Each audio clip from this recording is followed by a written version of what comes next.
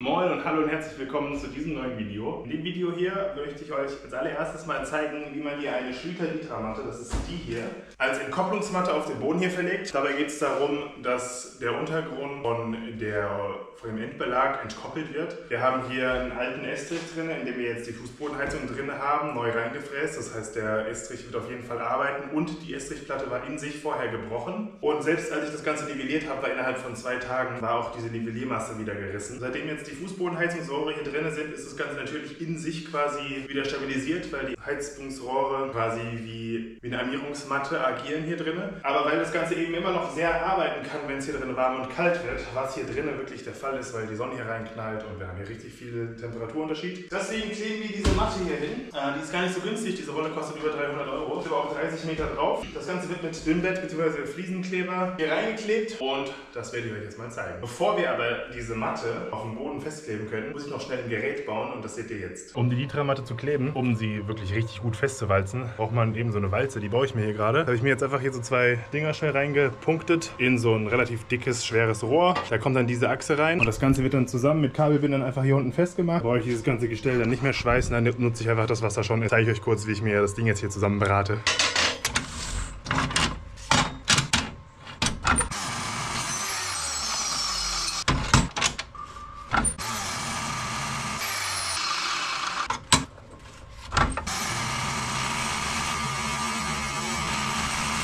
Hier hinter mir seht ihr übrigens noch so ein Side-Projekt. Da baue ich gerade eine Dieselheizung in so einen Container rein, damit man das außen ans Auto hängen kann zum Campen. Damit man dann nur noch eben so einen Schlauch in ein Zelt oder ins Auto hängen muss, je nachdem, was man aufheizen will. Aber ja, ihr seht, wie viel Zeit ich ins Haus stecke, das heißt, da geht nicht so viel Zeit rein. Aber jetzt wollen wir hier erstmal an unserer Rolle arbeiten. Das Ding, das hefte ich jetzt einfach da drauf. Das ist quasi meine Führung, also die Rolle wird dann hier drauf gesteckt so.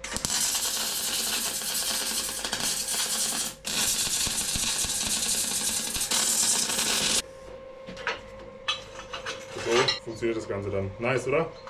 Vielleicht schneide ich das Rohr hier noch ein bisschen kürzer, dass meine Rolle nicht so breit wird insgesamt. Das Ganze mal jetzt noch mit dem anderen hier.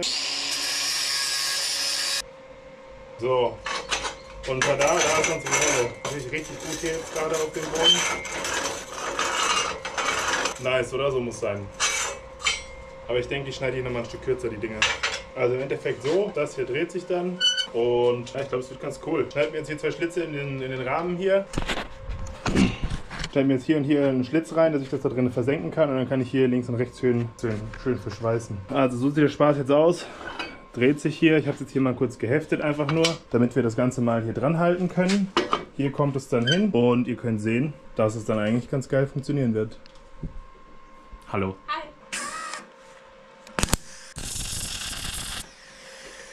Top, ist fest. So, und das ganze Konstrukt mache ich jetzt einfach hier mit Kabelbindern dran fest und dann habe ich meine fertige Rolle für Gewicht. Super simpel und kostenloses Werkzeug aus Müll zusammengeschweißt. So gefällt mir das. Das ist mein liebstes Werkzeug. Eine Achse müssen wir jetzt noch stabilisieren. Also aktuell kann das Ganze ja quasi so und so weg. Deswegen schweiße ich jetzt hier noch schnell das hier an. Und wenn das hier dran ist, kann hier hinten auch noch ein Kabelbinder drum. Und dann ist das Ganze auch rotationsgesichert und wir können da richtig schön Gewicht aufbringen. Und fertig ist die Rolle. Jetzt können wir rübergehen und die Litra-Matte kleben. Da sind wir wieder. Und jetzt als allererstes werde ich erstmal diese Matte auspacken. Das hat richtig gut funktioniert hier.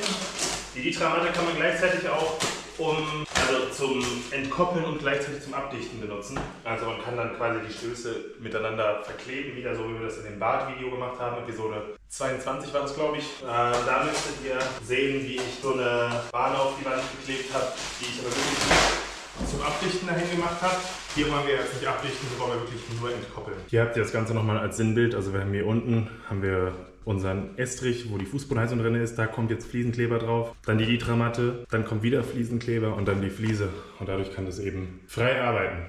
Als erstes schneiden wir uns die Matte natürlich erstmal auf Maß. Wir waren jetzt noch von der Verpackung, ist hier noch so Kleber drauf. Der muss natürlich runter, weil sonst wird es an den Stellen keine Verbindung mit dem Fliesenkleber eingehen. Das ist natürlich ein bisschen blöd, dass wir das so da draufgeklebt haben. Dadurch, dass die Matte ja aus so vielen kleinen Elementen quasi besteht, könnt ihr die wirklich quadratzentimeterweise auseinanderschneiden. Und es lässt sich auch wirklich gut hier mit dem Teppichmesser zerschneiden.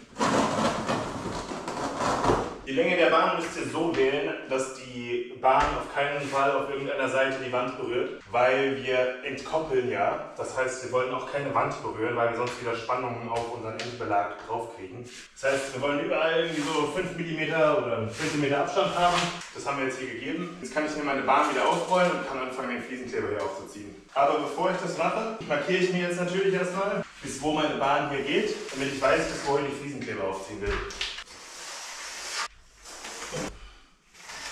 Zum Kleben benutze ich jetzt hier den Multifunktionsleitkleber von Butterment. Das ist ein 4 in 1 Kleber, der eben für Dünnbett, Mittelbett und halt auch bis zu 4 cm dick aufgetragen werden kann. Also der ist optimal für das hier. Genau. So sieht das jetzt aus. Ich werde jetzt direkt die nächste Rolle, die nächste Bahn auch noch zuschneiden, weil man dann, wenn jetzt noch Fliesenkleber dann übrig ist, was es auf jeden Fall sein wird, kann ich dann direkt weiter aufziehen. Der hat ja eine gewisse Verarbeitungszeit und Standzeit, die ich nicht überschreiten will.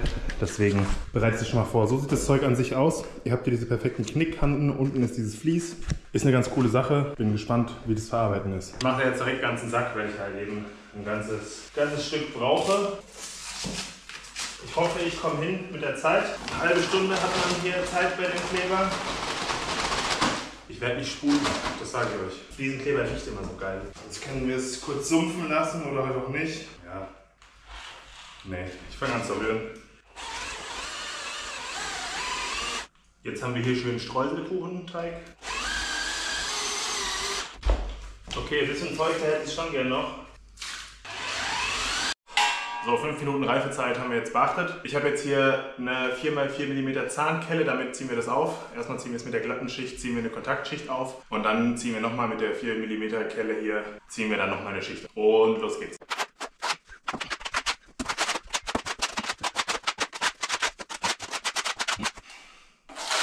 So, Kontaktschicht und jetzt die Zahnseite hier nehmen.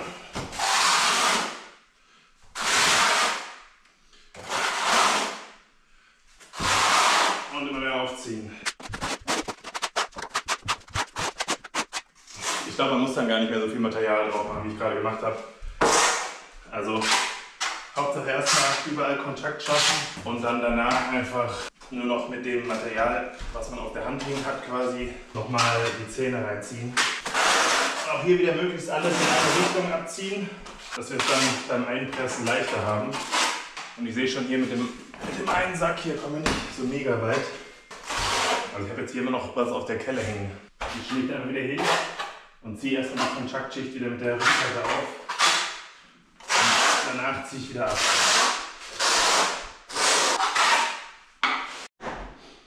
Also das erste Mal alles aufgezogen haben wir. Jetzt nehme ich die Rolle, so wie ich sie aufgewickelt habe, und lege sie mir wieder hierher.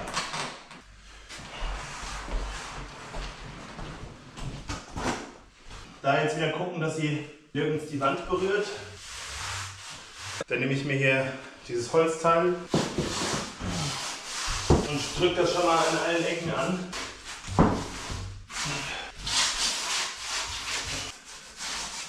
So, und für die Fläche haben wir das Gerät gebaut. Hier kommt jetzt unser Rollwagen zum Einsatz.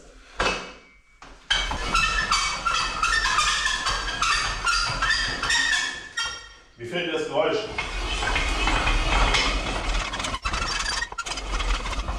Aber es funktioniert, also es ist schon eine coole Sache. Sieht gut an.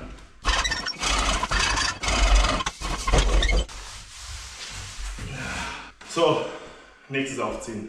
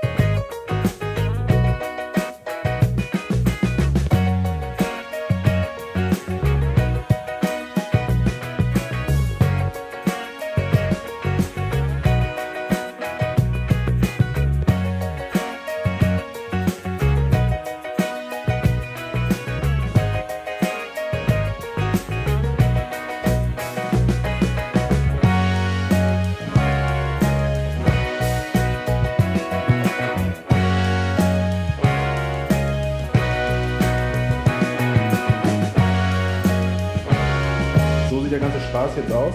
Ich bin mit meinen 2 Sack genauso weit gekommen, dass ich jetzt noch diesen Rest hier übrig habe. Das ist natürlich ein bisschen ärgerlich, dass ich jetzt dafür noch einen Sack anbrechen muss. Aber vielleicht nehme ich dafür einen anderen Kleber dann oder ich nehme den Flexkleber, den ich dafür benutzt habe, auch einfach dann für die Fliesen. Macht ja wahrscheinlich eher am meisten Sinn. Die ich als erstes geklebt habe hier, die sind jetzt schon recht fest und die sind auch schon gut angehärtet. Also da selbst am Rand der Fliesenkleber hier. Mein selbstgebautes Konstrukt hier habe ich jetzt eben nochmal bei Amazon geguckt. Das soll einfach 140 € kosten und das kann wirklich genau das Gleiche. Also ich habe diesen Griff nicht, aber egal. Also es hat wirklich gut funktioniert. Ich habe jetzt auch, das war ja erst super laut, ich habe hier jetzt noch Fett reingemacht. Ich zeige euch das mal, jetzt ist das Lauch. Also jetzt schreit das Ding auch nicht mehr. An Fett reinmachen habe ich vorhin nicht gedacht, aber ist mir dann noch gedämmert, als ich Tinnitus bekommen habe von dem Lärm. Nee, aber geiles Teil, funktioniert richtig gut. Und vor allem habe ich jetzt nicht wieder noch ein extra Gerät rumstehen, sondern habe einfach noch ein Teil, was ich an diese Sackkarre dran baue und bin fertig. Super simpel. Jetzt gleich kommt der Luke wieder. Mit dem habe ich in Video 20 oder so die Wand in der Küche gespachtelt. Wir werden jetzt ein Dach hier drüber bauen. Das seht ihr aber nicht in diesem Video. Das werdet ihr wieder in dem Pool-Video sehen oder habt ihr vielleicht schon gesehen, weil das Pool-Video nämlich ein einzelnes Video wird. Also vielleicht sehen wir uns heute gar nicht mehr und dann sehen wir uns beim nächsten Mal. Ich bin jetzt hier im Moment drinnen wieder am Machen. Ich habe die letzten Tage hier drinnen gar nicht so viel gemacht, weil ich jetzt die ganze Zeit mich mit dem Pool beschäftigt habe. Das ist ja aber ein anderes Video. Also ich filme das gerade gleichzeitig, deswegen habe ich auch wirklich Probleme zu wissen, wie lang dieses Video jetzt hier wird oder nicht. Ich habe die letzten Tage hier auch noch diese ganzen Leisten gesetzt um die Fenster, diese Eckschienen hier, und habe angefangen, hier unten die Nischen zu verputzen. Also ich habe eigentlich schon alle fertig verputzt, bis auf die hier, weil eine wollte ich euch auf jeden Fall zeigen, aber bei der hier ist auch was Besonderes. Und zwar habe ich ja hier auch schon recht viel Putz runtergeholt. Deswegen müssen wir das Ganze dann angleichen. Quasi sind meine Schienen von den Fenstern jetzt in mein fertiges Maß. Und hier war ja auch überall dieses richtig ekelhafte Isolierungszeug drauf. Hier sieht man das noch in den Steckdosen so ein bisschen. Also das war anders als im Wohnzimmer. Dieses gelbe Zeug war hier so ein weißer Schaum. Habe ich aber alles runterbekommen. Das ist auch das, was hier noch an der Decke dran ist. Aber an der Decke lasse ich es einfach dran, weil das stört es nicht. Auf jeden Fall werde ich jetzt diese Wand hier mit Betonkontakt vorbereiten, damit ich da dann meine neue Schicht Putz drauf machen kann. Und ich habe jetzt hier unten gesehen, da sind noch diese Flachbandkabel drin, die an sich nicht schlecht sind. Die sehen gut aus, die sind nicht brüchig oder irgendwas und die sind auch noch gut biegbar. Haben auch keine Korrosion oder so dran. In dem Zimmer hier wurde aber auch schon mal vieles neu gemacht, weil hier mal Wasserschaden war. Deswegen habe ich mir jetzt aber gedacht, bis zu dahin, wo ich die Wand nicht aufmachen muss, weil das Kabel kommt von der Steckdose, mache ich jetzt einfach mal meine Steckdosen neu. Beziehungsweise diese beiden Steckdosen sind natürlich völlig outdated, weil kein Bett ist mehr unter 1,40 und wir haben hier einen Abstand von, ich würde sagen, 1,40. Je nachdem, ja, 1,40.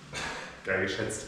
Je nachdem, wer hier einzieht, ist es natürlich vollkommen behämmert, dann diese Steckdosen dazu haben, weil wenn du ein Ehebett hast oder so, hast du halt einfach die 2 Meter oder so. Deswegen werde ich hier die 2 Meter einfach auseinandersetzen. Und dann haben wir hier mit den Steckdosen schon mal einiges geregelt, was wesentlich besser ist. Genau, außerdem habe ich ja hier hinten noch die eine Steckdose für den Rollladen vorbereitet. Die kann ich dann auch direkt mit das Kabel erneuern. Also ich reiße jetzt einfach, ich habe das hier schon disconnected und reiße jetzt einfach die anderen Kabel hier aus der Wand raus. Ich zeige euch das mal, weil dadurch, dass ich das sowieso wieder neu verputze, ist es ja dann easy. Leichter könnt ihr kein Kabel erneuern als so. Ich habe es auch diesmal stromlos gemacht für euch. Der eine Kommentar unter dem Video war mal, ich will noch weiter deine Videos gucken. Aber das ist ein gutes Argument. Ich will auch noch weiter Videos machen. Dafür sind wir ja hier. So, und das Ganze jetzt hier auf der Ecke. Geschafft. Jetzt haben wir es. Und auch wenn ich jetzt die Kabel hier nicht hätte erneuern müssen, einfacher als so wird es halt nicht mehr. Also wenn man da offene Wand hat, dann macht es einfach Sinn, die Kabel neu zu machen, würde ich jedem von euch empfehlen. Ich war übrigens eigentlich nebenan im Zimmer eben am Schleifen und dann kam mir einfach so ein Feuerball entgegen aus der Flex. Ich kann euch mal ein Video einblenden, ich habe es dann nochmal gefilmt. Also die hat auf jeden Fall die letzten Tage hinter sich, aber ich denke, es sind nur die Kohlebürsten und ich kann die einfach tauschen, weil ich muss auf jeden Fall weiter schleifen. Entweder brauche ich neue Flex oder Bürsten. Also die neuen Steckdosen habe ich jetzt gebohrt.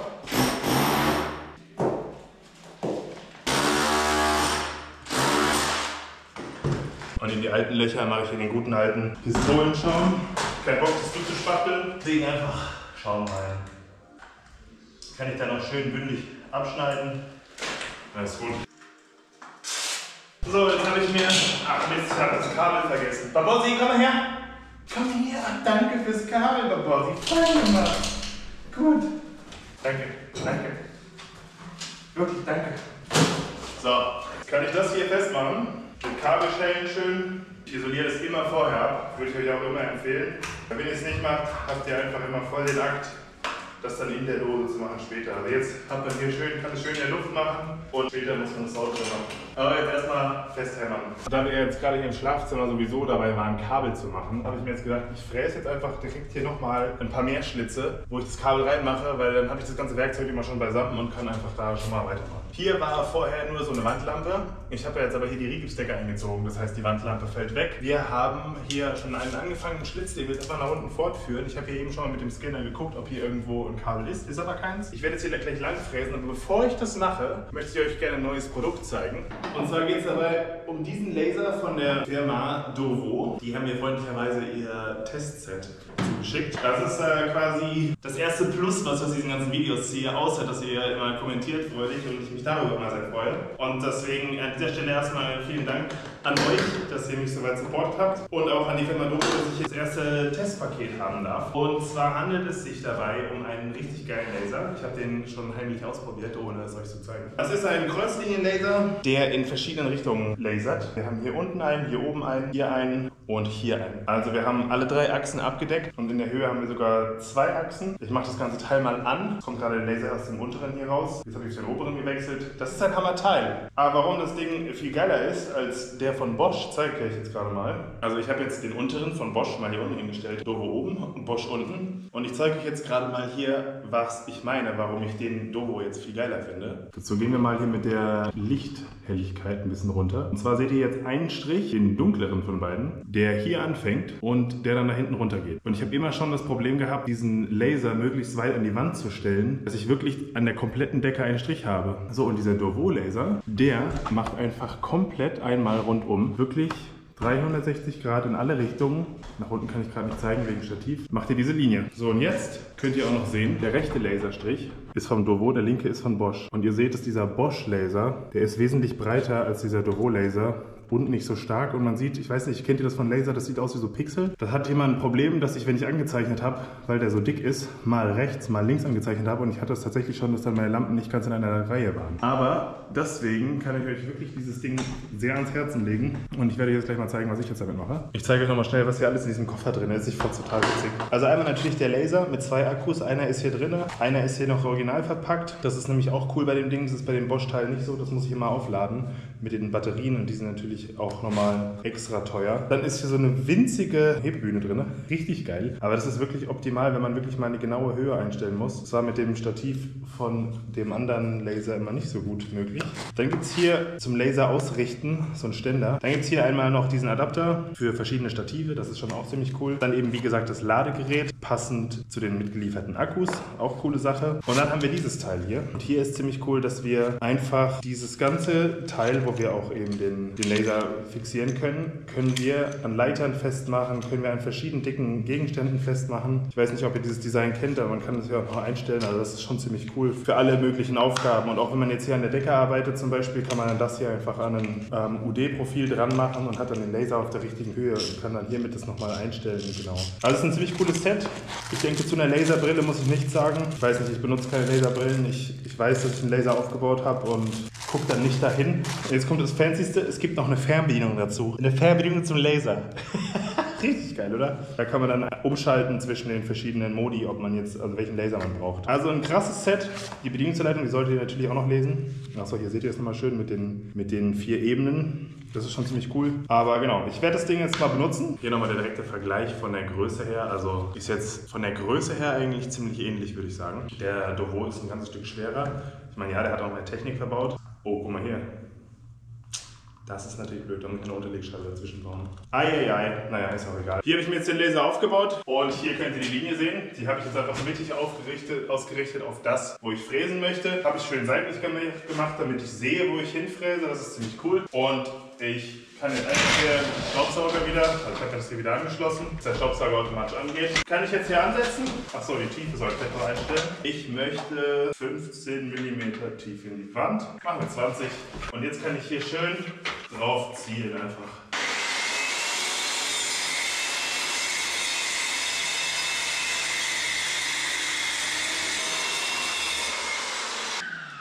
Und da ist mein perfekt gerader Schnitt mit dem Laser. Also geiles Teil. Und um euch die Problematik nochmal zu zeigen, gerade die ich meine. Wenn man hier wirklich die Lampen anzeichnen möchte. Und dann seht ihr, ich muss die halt alle nebeneinander stellen. Also alle in eine Reihe bringen. Ihr seht, ich habe mir hier so eine Linie an die Decke gezeichnet. Und dann möchte ich natürlich, dass meine Lampe, die hier zum Beispiel kann ich jetzt nicht anzeichnen, weil die genau da ist, wo gespachtelt werden muss. Das heißt, die muss ich später machen. Deswegen habe ich mir hier angezeichnet, wo die hin muss. Aber habe mir auch eine Linie gemacht, wo ich dann den Laser ausrichten muss. Und mal angenommen, das wäre jetzt noch weiter da hinten an der Ecke, dann hätte ich richtiges Problem, den Laser so weit zurückzustellen, dass ich wirklich eine Linie an der ganzen Decke entlang habe, weil manchmal habe ich mir halt auch nur vorne und hinten angezeichnet, wo der Laser hin muss. Also das ist schon ziemlich cool, dass es 360 Grad geht und ihr könnt wirklich sehen, dass es wirklich alles abdeckt.